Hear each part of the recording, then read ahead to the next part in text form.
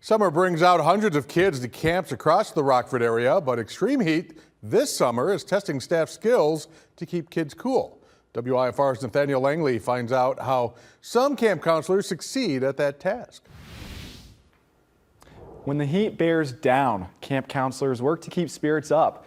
That isn't easy because kids often feel the weather's effects before adults. Camp Winnebago's Kinder Campers meet Splash Fountain. It's like a big splash pad. We do, water balloons, slip and slides, things like that. Anything to keep the kids cool. Each day, Hannah Long oversees 350 kids at the YMCA summer camp. I mean, we see even a lot of kids on days like today. They want to be here. They want to be having fun.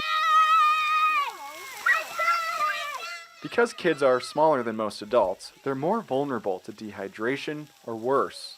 All of our staff are trained in CPR and first aid, and they look out for any signs of heat exhaustion or heat stroke. The heat also requires change at the Rockford Park District's 8 summer programs. And being able to modify our programming helps not only our participants but also our team members.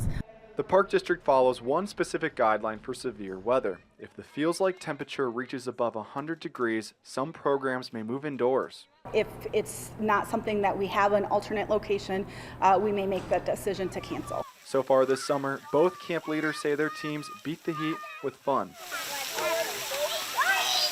Counselors encourage them to not only be outside, but really to have fun and grow as people as well.